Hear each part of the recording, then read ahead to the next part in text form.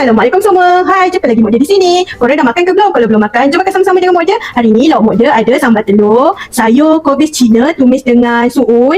Lepas tu ada baby corn rebus, ada juga timun untuk buat lalap dan juga ikan goreng selah kuning, ikan goreng selah kuning yang kecil-kecil tu.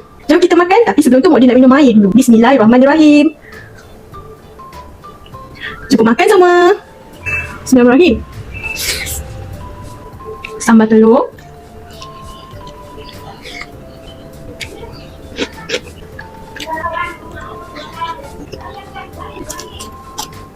ikan goreng.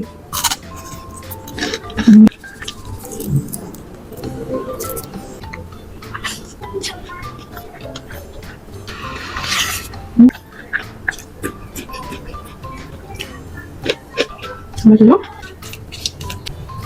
sayur suun, kepala ikan goreng.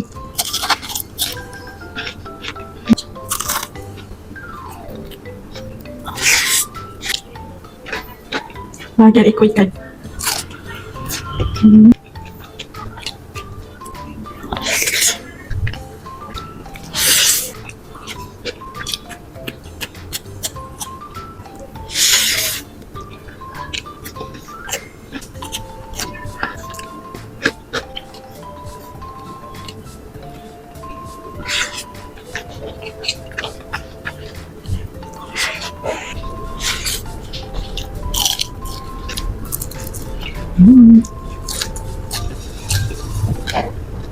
Last.